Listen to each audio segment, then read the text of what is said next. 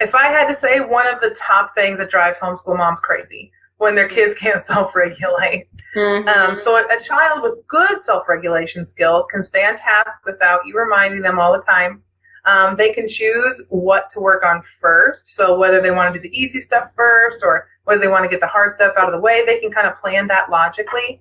They can think of larger rewards in the future versus immediate rewards. They know when they need help. They know how big their problem really is, and they can self-advocate and stay motivated. So that's our goal.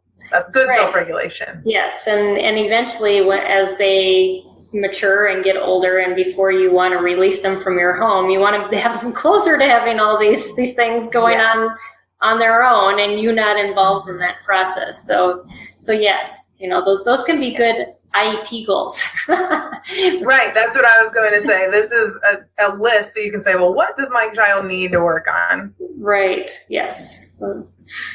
All right, so what does deregulation look like? So dysregulation looks like a flooding of emotion. So your child goes from happy to the world is ending in about 10 seconds.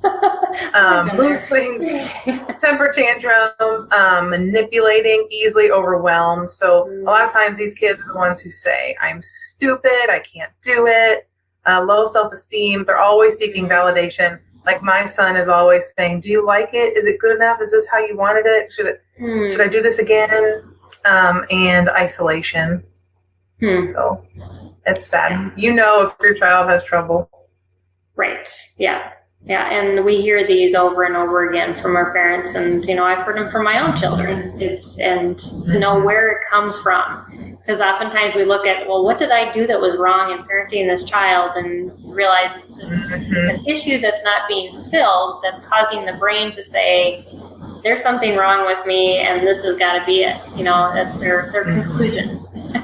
Unfortunately. So in the moment, you can take a break, practice positive affirmations or cool thoughts. And this is all stuff you have to do outside of the moment. So you want to practice your emotional regulation when they're having a good day, not in the midst of struggle. Right. Prayer, counting, physical activity, and validation. So what do you recommend for, when you've gotten to that moment, how to step out of that, or to kind of say, we're not headed in the right direction? How do we change this around? So if you don't already have a plan in place, then a lot of times the best thing to do is nothing for a minute. Hug your kid if that's what they need and sit there in the quiet.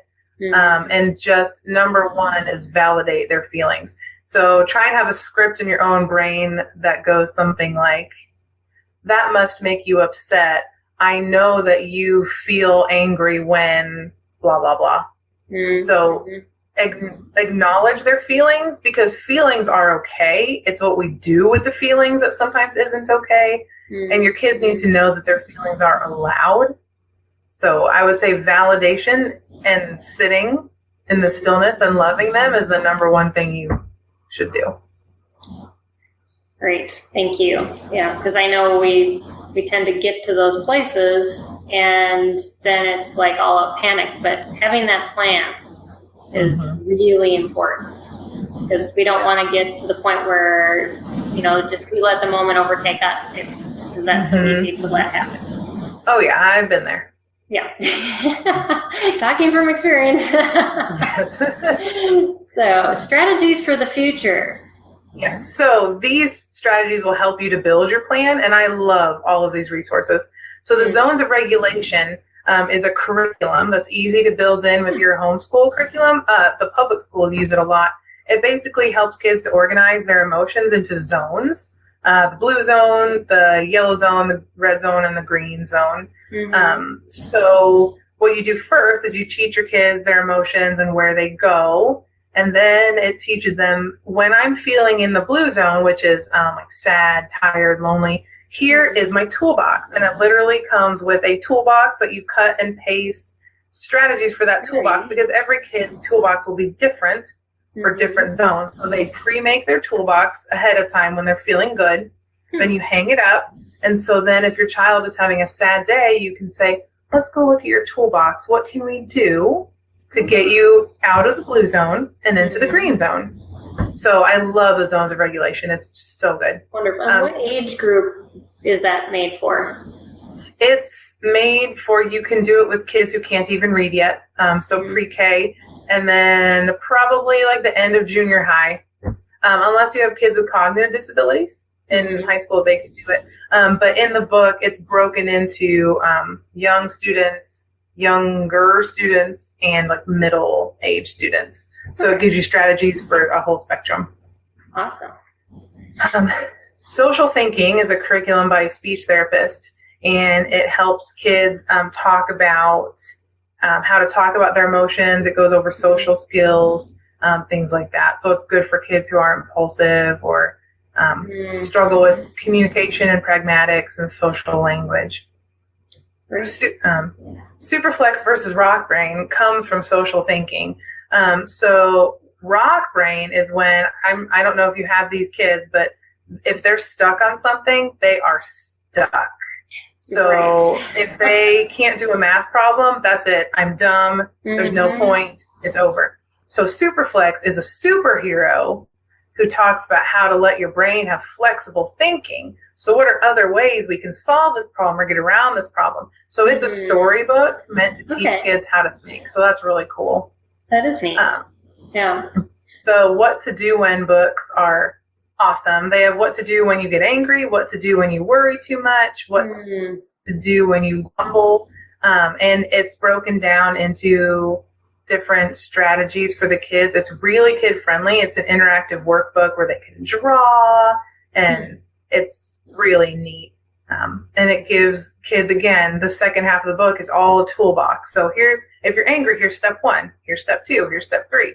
So it's really cool. So you can have those on the shelf, and like the first one, just go grab the book and let's look at the toolbox in the back and how can we use that. That's great. And a fixed versus growth mindset, you can Google that. There's a lot of good resources out there. A fixed mindset is similar to rock brain, where I have a thought and that's it. Like, I can't do this, period. A growth mindset is, I can't do this yet. Let me think of other ways to do it. Yet is the key word for growth mindset. Really good way. Yeah. So where would parents go if they wanted to look for these? Just Google them, go to Amazon, or? Amazon has them all. The Zones of Regulation has its own website, and there are apps for it too. So I think it's zonesofregulation.com, but you might want to double check that. Social thinking is on a speech therapy site, but Amazon has them all. And we got the What to Do When books from the library too. Oh, so, awesome. Yeah. So make sure you check out your library for some of these resources. So if you have a bigger library, especially, and for parents who, if you haven't used your library, this is always my platform for parents is use them. Tell them what you need. That's their job to go find them from other libraries and make sure you have the resources, or your library may have resources to actually buy these products to help you out. So definitely make sure you get to know your librarian well. We've used them over the years, and they've been very helpful in our homeschooling.